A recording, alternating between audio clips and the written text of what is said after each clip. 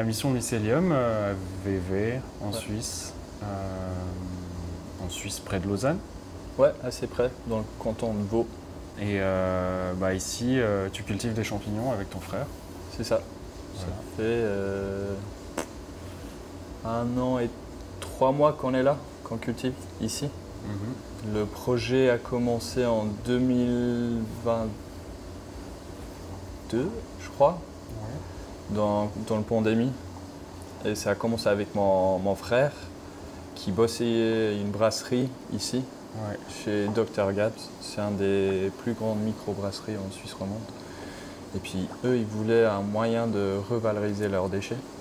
Et du coup, ils ont commencé à cultiver la crénière de lion, le lion's mane, sur les drèches de bière. Okay. Et puis du coup, ça a bien marché. Et du coup, depuis, on s'est lancé là-dedans. Puis on a envoyé une lettre à tous les communes un peu autour de nous. Et puis on a proposé le projet, mais on n'avait pas encore un endroit pour vraiment cultiver. Et puis la ville de Vevey, ils ont proposé ici. C'est une ancienne cave à vin. Et puis voilà, ça fait un petit moment qu'on s'installe ici, puis on s'installe gentiment. Et puis on fait pas mal de tests, de vraiment bien comprendre les champignons qu'on cultive. Et puis je crois tout le projet, le premier investissement, ça a commencé avec un crowdfunding. Ok. Du coup, on a proposé le projet, on avait déjà à peu près l'espace, mais ce n'était pas encore signé. Et puis on a expliqué ce qu'on voulait faire, le projet, comment nous on voyait le truc. Et puis on a réussi d'avoir presque 30 000 francs pour lancer déjà, pour acheter les machines. C'est bien pour démarrer, voilà. Et puis là, maintenant, ça fait un petit peu plus d'1 an qu'on bosse. Puis qu'on est assez connu dans la ville maintenant aussi, avec les restaurants tout autour de nous. Ouais. Et puis là, je pense... On est dans une ville de combien de personnes pour donner une indication? C'est pas énorme, Vevey, mais c'est beaucoup plus petit que Lausanne. Mais pour donner un nombre exact, je pourrais pas te dire. Mais c'est cool parce que Vevey, il y a vraiment... Il y a beaucoup de culture ici, il y a beaucoup d'artisans. De ce que j'ai vu, il y a une vie, il y a beaucoup de commerces. C'est ça. Et il y a beaucoup d'artisans, des restaurants étoilés qui font des trucs un petit peu différents. Il y a des petites fermes de permaculture pas loin d'ici aussi. Du coup, en vrai, pour nous, pour s'installer ici, je pense que c'était vraiment pas mal. Et puis on était bien reçus par la ville. Avec tout le réseau qu'on a créé déjà, puis on a déjà fait aussi des festivals avec la ville et des trucs comme ça. Puis on aimerait aussi pas juste de produire, mais de devenir un peu le coin de champignons, un peu pour développer la culture autour de tout ça, quoi. Ouais. Nous, on cultive pas mal de variétés de pleurotes. Des pleurotes bleues, jaunes, roses, estragon, panico. On fait pas mal de la crénière de lion. On s'intéresse aussi à d'autres champignons, des champignons médicinaux comme le reishi. On a fait quelques tests sur le cordyceps aussi. Mais principalement, notre business, on bosse avec les restaurants.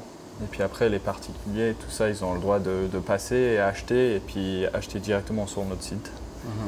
Mais principalement, c'est avec les restaurants. Et puis nous, on cultive, c'est dans une manière un peu circulaire. Du coup, au départ, on avait commencé avec les drèches de bière, en mélangeant avec la sirop de bois. Et là, on a un peu arrêté avec les drèches de bière. Et puis là, on fait avec les sons de blé. Et puis ça, on prend une ferme à Puydou, qui est pas loin d'ici, une ferme bio. Et nous, on prend ces déchets, on cultive les champignons dessus. Et puis après, une fois qu'on a fini nos blocs, là, ils retournent à la même ferme pour être compostés là-bas, pour être utilisés sur la ferme. Et pourquoi vous avez changé des drèches vers le son? Alors les drèches, ça a marché très bien. Genre les récoltes, ils étaient énormes, mais vraiment jolis. Mais par contre, après, une fois qu'on a commencé à vraiment produire beaucoup plus, on a vu plus de contamination. Et puis après, une deuxième raison, au niveau de logistique, c'était pas toujours facile. parce qu'en fait, tu dois récupérer les drèches le même jour qui sont utilisés, sinon ils commencent à pourrir et puis ça devient dégueulasse. Et du coup, il fallait s'organiser avec la brasserie à chaque fois quel jour ils vont brasser. Et puis comme ça, on peut y aller chercher les déchets. Mais des fois, s'ils décident, tu sais, on va brasser demain au lieu d'aujourd'hui, bah, nous, ça décale toute notre production aussi. Bah ouais. Et du coup, c'était pas toujours facile à gérer ça. Et puis du coup, on a commencé plus avec le sang, dans la même manière circulaire, on va dire. Et puis là, c'est sec, on peut le stocker ici. Du coup, on a beaucoup plus de liberté sur notre programme. Ok. On est du coup dans un bâtiment AVV. Et tu m'as dit juste avant que c'était une ancienne cave à vin. Ouais. Où ils fabriquaient du vin. Ouais. Il y a 350 mètres carrés, c'est ça? À peu près, ouais. À peu près. Après, genre, c'est pas 350 mètres où nous on peut l'utiliser. Vous allez voir après, c'est assez grand, il y a des énormes cuves en bas. Puis nous, on aimerait éventuellement utiliser les cuves, mais pour l'instant, on cultive dans les temps de culture. Ouais. Et puis, l'idée... Vous allez cultiver dans les cuves? On aimerait, ouais. Elles doivent être vraiment grandes, du coup. Ils sont énormes, en vrai. Mais nous, on aimerait découper des grosses portes, puis faire genre un peu en vertical là-dedans. Bah ouais. Ça serait super cool, mais à voir si ça vaut le coup ou pas. Et puis, ici, on est aussi sur plusieurs étages. Du coup, au niveau de main-d'œuvre et tout ça, c'est assez. Ouais, c'est beaucoup plus costaud. Nous, on doit porter tout. On ne peut pas avoir des roues, on doit tout porter à la main, on doit tout monter les déchets à la main. Du coup, on fait pas mal de sport en même temps.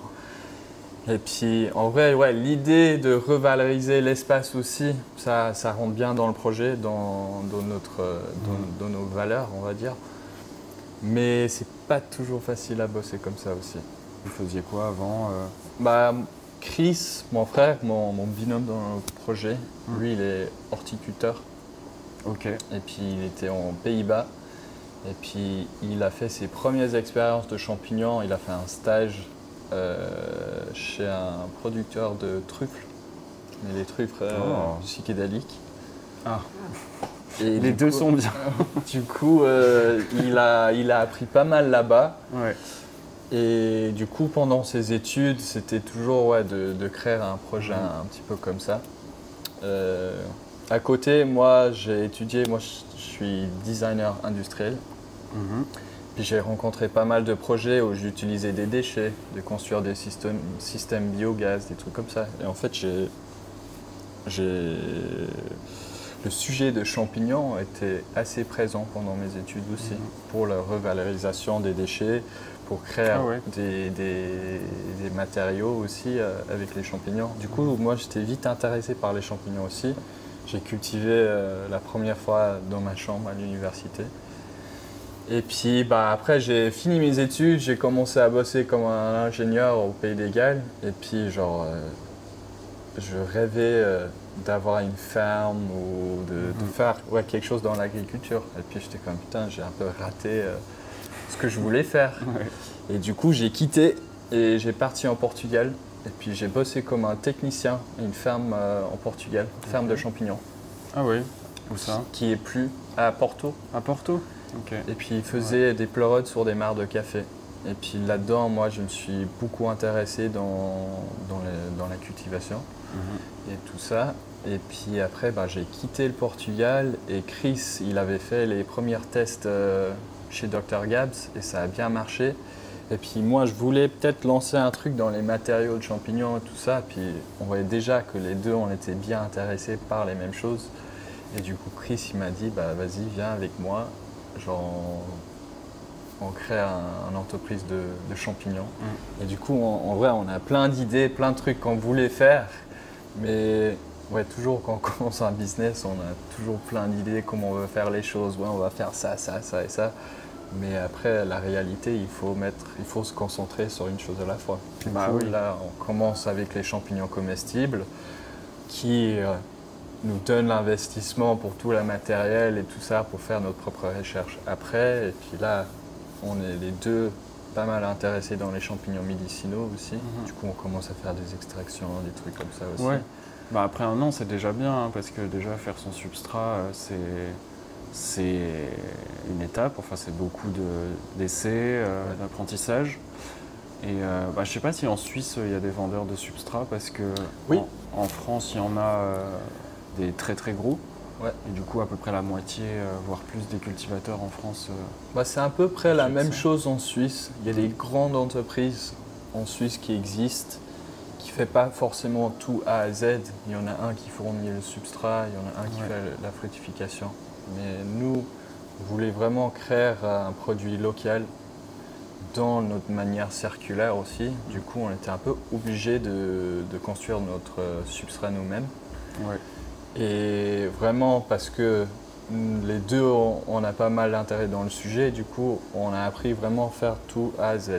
Et puis ça, c'était aussi pour garantir un produit qui tenait bien nos valeurs. Et puis ça restait complètement local. Nous, on voulait vraiment raccourcir tous les trajets entre chaque étape. Du coup, on fait vraiment tout A à Z. On fait notre récolte ici, puis c'est livré le jour même dans les 50 km de tout en produit. Mais c'est vrai, au début, on est toujours en train de faire des tests de substrat. Et parce qu'on utilise un déchet aussi, le substrat, il change entre chaque semaine aussi. Ça dépend du substrat. Du coup, le temps d'eau qu'on doit utiliser aussi, ça varie un petit peu. Et puis, on est toujours en train de faire des tests. Nous aussi en Suisse, la plupart de bois ici, ou les forêts, c'est du sapin. C'est du résineux. Comme dans beaucoup d'endroits. Ouais. Mais du coup, il y a beaucoup de gens qui ont dit que c'est pas possible ou c'est pas très efficace de pousser sur du bois résineux. Mais en fait, ici, on pousse quasiment que sur du bois résineux. Et ça marche très bien. Il y a beaucoup de gens qui disent ça dans le milieu et au final, ceux qui essayent arrivent à avoir des bons résultats. Ouais. Surtout avec les pleurotes, la crinière de lion et tout ça, ça marche super bien sur le résineux. On a même fait des tests avec du bois noble aussi pour comparer. Et en vrai, il n'y a pas une énorme différence. Du coup, de rester sur ce qu'on trouve en Suisse vraiment et qu'on a accès, du coup, on fait ça. On fait sur le bois résineux. Après, il y en a quelques champignons comme le reishi ou les champignons de châtaigne qu'on fait sur le bois noble, juste parce que, évidemment, il y a des résultats qui sont mieux sur le bois noble. Du coup, on fait ça. Mais c'est tout, ça reste plus ou moins local. Ok. Et vous faites combien de kilos par semaine à peu près? Alors là, on est à peu près à 50 kilos par semaine. Ah oui, c'est beaucoup. Et puis on aimerait augmenter jusqu'à 100 kilos, les deux. Et puis... 2, ça me semble possible. Ouais. On a un peu calculé. Après, c'est beaucoup de travail quand même. On a des stagiaires qui viennent de temps en temps pour nous aider aussi. Et des bénévoles pour venir faire autre chose aussi, un peu les travaux. Mais c'est un peu le but, Ok. Bon, merci. Si tu veux bien nous faire visiter maintenant, ce serait trop cool. Avec grand plaisir alors. Du coup, premier étage. Ça sent comme chez moi. Ouais, ça sent bon. Ça sent le pain presque. Bah ouais. Du coup, là, c'est notre laboratoire. Ouais. C'est où on fait tout le travail propre, les transferts de culture, les inoculations. On stéralise aussi là-dedans. Là, on a les cocottes minutes pour stériliser du seigle. Ouais. On fait tout le mycélium sur grain. Et puis, ça, c'est pour le substrat? Ça, c'est pour le substrat. Et du coup, c'est nous qui a construit. Ouais. Et puis, on fait 2 sessions par semaine. Ouais. Du coup, chaque session, c'est 64 sacs en entier. De combien? C'est les petits, hein? C'est les 2,5 kg. Ouais. Okay. Et puis là, c'est une super pasteurisation, c'est pas une stérilisation parfaite.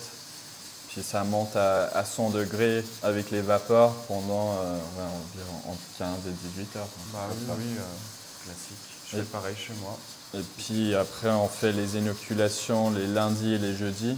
Puis on fait tout ça. Et puis des fois, s'il y a des événements, des trucs comme ça, on fait une 3e avec l'autre machine aussi. Ok. On va voir la suite. Vas-y. Là aussi, notre frigo, c'est... Ouais. Avec les souches. Tous nos cultures. Et puis c'est une mélange entre des trucs qu'on a troqués, qu'on a trouvés en forêt, et quelques-uns qu'on a achetés, et puis on fait la multiplication là-bas. Trop bien.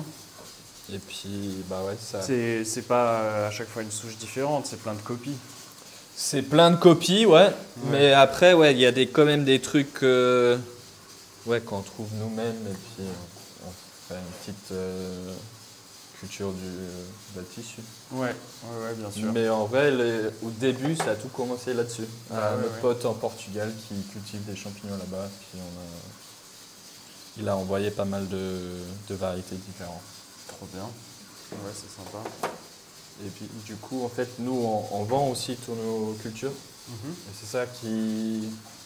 En Suisse, c'était pas trop possible. Bon, c'était pas facile à trouver du mycélium sur grain, des cultures différentes. Du coup, nous, on veut vraiment être transparent et puis aussi on veut les gens...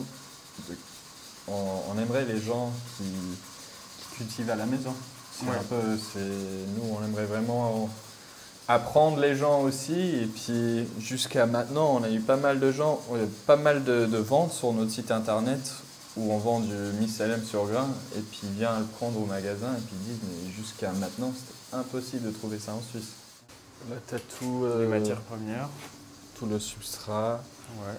Bah, les pellets de bois, tout ça. Là, c'est le sang. Ouais. Ok. Vous en mettez quel pourcentage dedans? Alors ça, c'est un truc qu'on a pas mal joué avec. Ouais. On a commencé avec des temps assez hauts, genre presque 30-40%.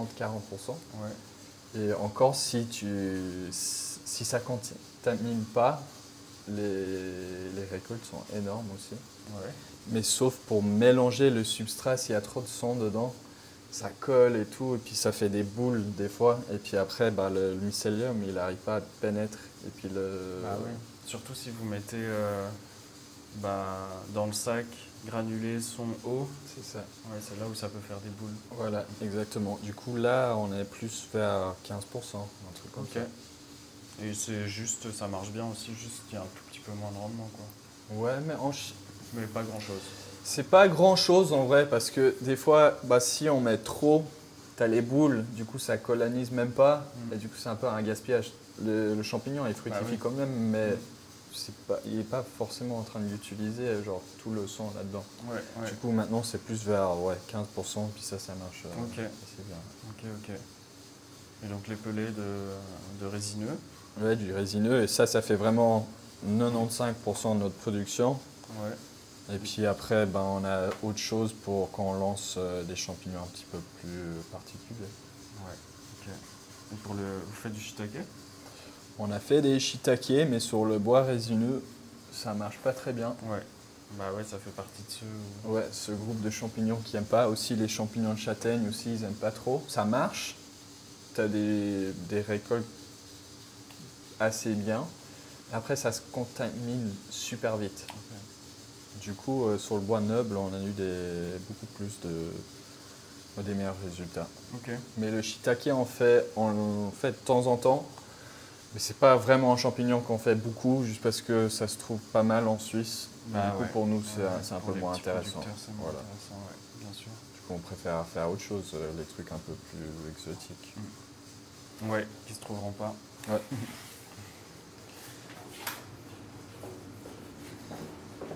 Ouais, il y a des images un peu comme ça partout.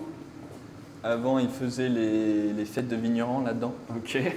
Du coup, il y a pas mal d'histoires dans le bâtiment aussi. Je crois que le bâtiment, il a 150 ans, un truc comme ça. Okay. C'est classifié comme une cave historique. Wow. Et du coup aussi, nous, pour faire des travaux dedans et des trucs comme ça, c'est pas toujours facile. Il faut avoir l'autorisation de la commune, l'État. Du coup, au début, c'était vraiment difficile à bosser ici. Mais maintenant, on s'est installé, on est un petit peu plus connu et puis c'est plus facile maintenant. Ouais, cool. Et du coup, là, on a notre chambre d'incubation. Ouais. Où ça colonise.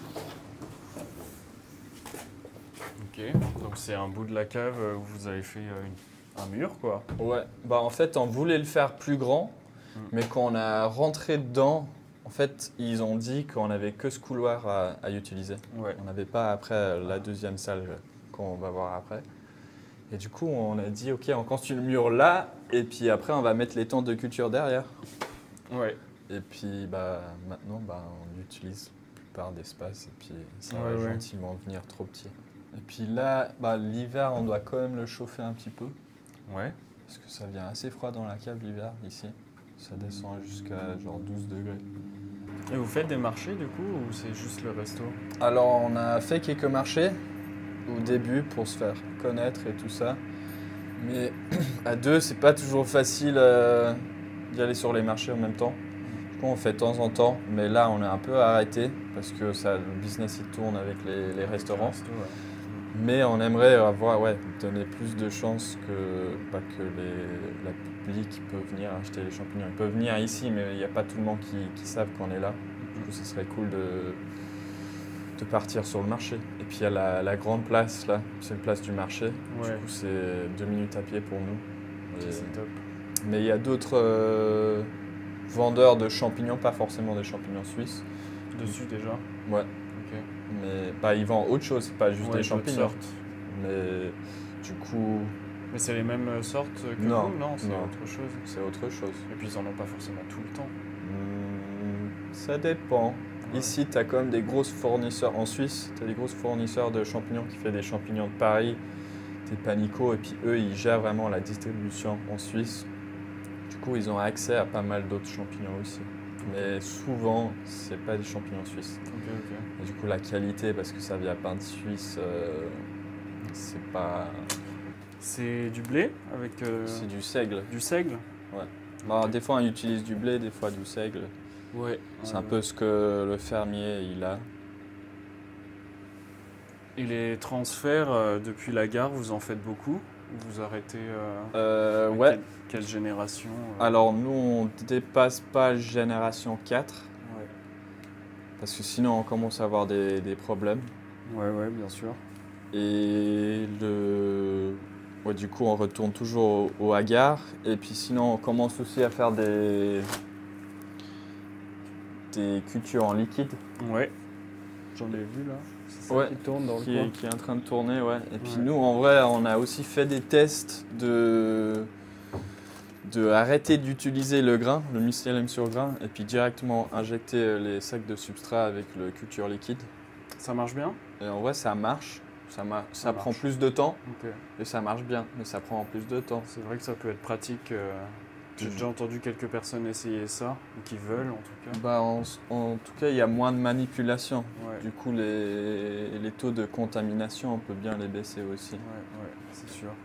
Ok. Faut pas éteindre la lumière là, non? Ah ouais, juste à droite là. Nickel. Là, c'est des trucs qu'ils n'ont pas trop pris. Et puis, du coup, on les laisse là pour voir si.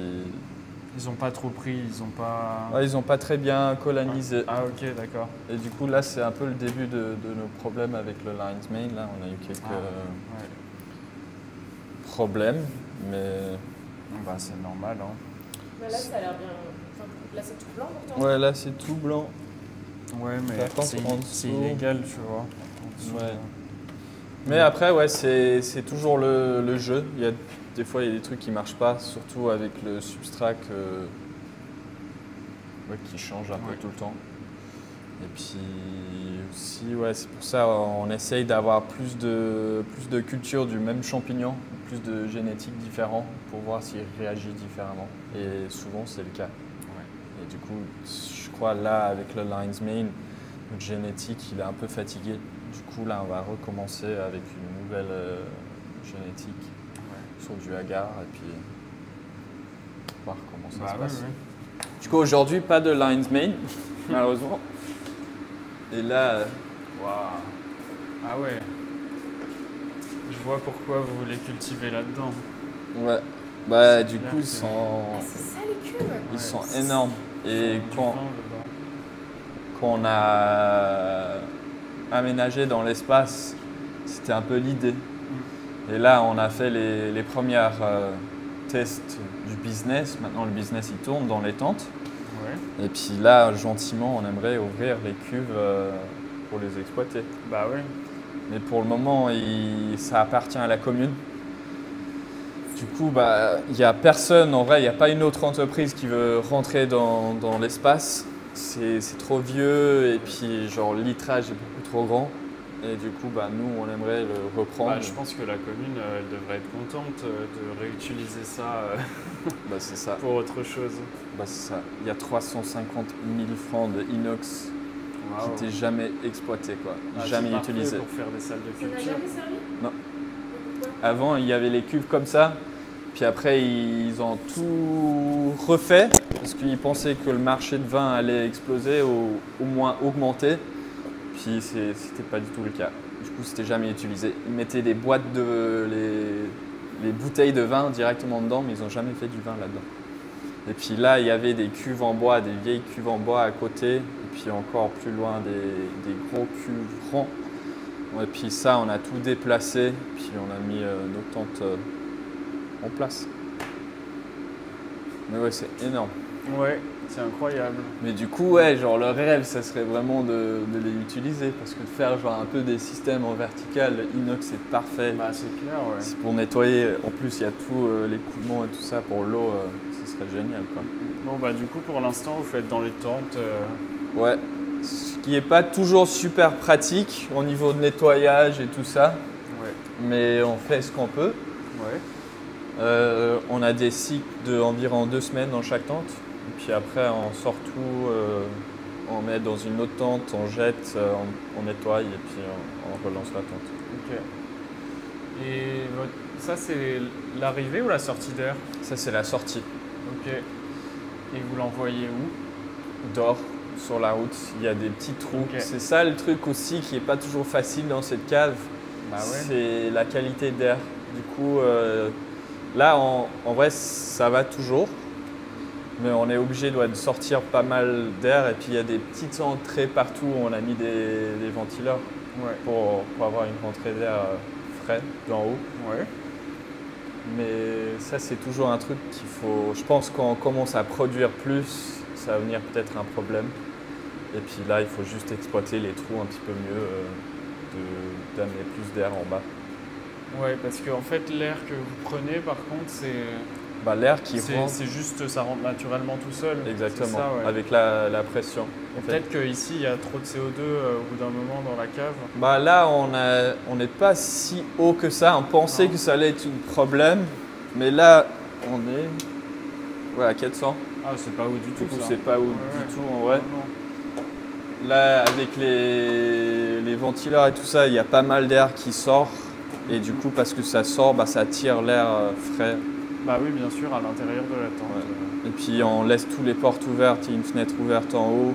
Je crois que l'espace est assez grand en vrai. Du coup, il y a quand même une bonne circulation d'air. Ok. Donc il y a 3 tentes de. Là, il y a 2 qui tournent. Ouais. Là, le 3e, on va gentiment installer. Ouais. Et puis après, on va remettre une 4e aussi. Comme ça, on a toujours genre 2 tentes en binôme. Un qui tourne, qu'on met tout dedans, qu'on augmente l'humidité pour faire les premiers champignons. Mhm. Et puis après, les deuxièmes récoltes, ils rentrent dans la même tente. Et pendant, on relance l'autre tente. Et puis gentiment, on vide l'autre et puis on remplit celui-là. Ok ouais ça tourne. Ouais. Et puis, ouais, 2 semaines dans chaque. Du coup, là-dedans, il y a pas mal de champignons. Et là-dedans, il n'y a pas du tout. Ça fait quelques jours où je commence à mettre tous les blocs dedans. Et Ouais, puis c'est là, pas il encore commence sorti. à être en fructification. Mais il n'y a rien qui sort pour l'instant. Vous voulez voir? Ouais, carrément. Du coup, je pense qu'une fois que vous partez, il faut que je récolte. Ouais bah oui, j'imagine. Waouh. Il n'y a pas de système de chauffage, rien du tout, refroidissement? Non, pas du tout. On aimerait éventuellement faire, Bah oui. mais pour l'instant, ça prend trop d'énergie. Du coup, on change un petit peu le menu entre l'été et l'hiver. Ouais. L'été, on concentre beaucoup plus sur le lion's mane, le pleuret bleu. On vrai, ouais, il y a moins de champignons l'été. Et puis l'hiver, après, on fait pas mal d'autres variétés. Des panicots, Black Pearl Oyster, Black Pearl King Oyster. C'est des Black Pearl ou des panicots? Non, ça c'est des panicots là. Ouais. Mais là, on a lancé des Black Pearl et puis aussi Ouais. un croisement entre le Black Pearl et puis le panico. Ouais. Et là, c'est une mélange de première et deuxième récolte. Et normalement, on fait 2 récoltes. Et puis après, on les sort. Puis ils retournent à la ferme pour être compostés. Mais là, c'est l'automne, du coup, son compost, là, quand il pleut, il y a toujours des champignons qui sortent partout. C'est assez incroyable. Mais ça a l'air de bien marcher, l'humidificateur comme ça. Ouais. J'ai déjà vu, je l'ai jamais vu en vrai, mais je l'ai vu en ligne. Il marche bien. Au début, on avait quelques problèmes. On a dû un peu le mieux calibrer avec la valve flottant. Mais là, ça marche bien. Et puis, on a le contrôleur qui va avec. Parfait. C'est quoi celui-là? Ça, c'est du reishi. En fait, on savait pas que c'était du reishi. On pensait que c'était autre chose, genre la pleurote. Je sais pas, il y avait quelqu'un qui avait mis pleurote dessus. Du coup, on l'a coupé comme une pleurote. Et puis, au final, c'est du reishi qui est sorti. Du coup, on la laisse comme ça pour voir ce que ça fait. C'est dommage, il n'y a pas de lion's mane. C'était vraiment notre champignon préféré. Bah oui, Et du coup, bien c'est un sûr. petit peu difficile avec nos clients. Bah, surtout quand on fait soi-même son substrat, je trouve que c'est genre le champignon à mettre en avant parce que la pleurote, il y a plein de gens qui peuvent te concurrencer moins cher et tout. C'est ça. Et c'est la rareté et la variété qui vont légitimer ton produit, quoi. Ça tombe assez bien parce que c'est vraiment la période de chasse et du coup ils utilisent beaucoup de pleurote en vrai. Et puis là l'été c'était vraiment le lion's mane parce que tout le monde voulait faire des steaks, des trucs comme ça. Du coup là ça va avec que des pleurotes, mais ouais on aimerait gentiment ramener le lion's mane, ça c'est sûr. Ça me manque. Et j'ai vu que tu avais du Nameko dans... Ouais. Et vous avez fait du maitake aussi?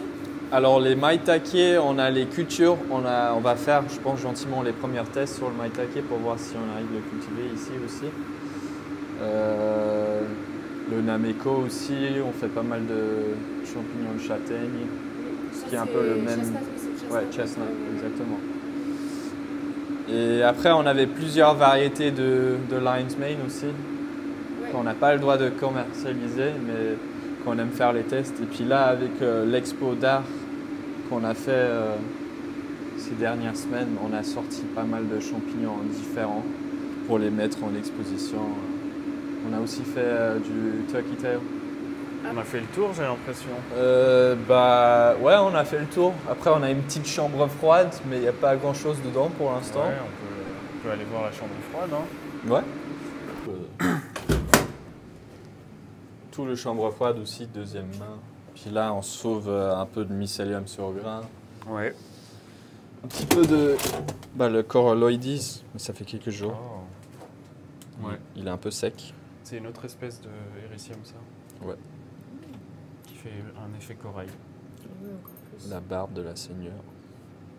C'est de meilleure qualité quand tu filmes en foin, par contre. Je vois ça. Et puis ça, c'est les pleurotes de estragon. Ouais. Et ça sent vraiment l'estragon. Après, quand ils sont super frais, mais là on le sent moins parce qu'ils étaient un peu avec les champignons. C'est vrai que. Mais il y a vraiment aussi un truc. Quand le goût il est assez fort. Ok. Et puis je pense après je vais récolter puis je vais remplir un petit peu pour les commandes demain. C'est la fin de cette rencontre avec Mission Mycélium en Suisse. Merci à Alex de m'avoir accueilli sur place. C'était vraiment une rencontre très sympathique. J'espère que j'aurai l'occasion d'y retourner bientôt. J'espère que cette vidéo vous a plu. Si c'est le cas, n'oubliez pas de vous abonner, de laisser un commentaire. Si vous avez une question à leur poser à moi ou à eux.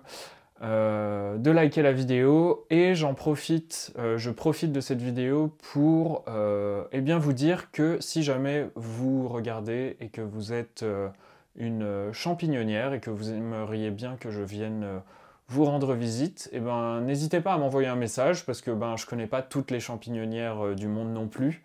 Donc peut-être que ça se mettra, que je peux passer vers chez vous et venir faire une petite interview. Voilà, je vous dis à très bientôt sur Tamache Champignon. Dites-moi si vous aimez ce format de vidéo. Je vais continuer dans les prochaines à faire des formats chez moi, sur la ferme, où je vous partage mon expérience et puis des petites techniques et astuces. Et quand j'aurai l'occasion, d'autres interviews. À très bientôt!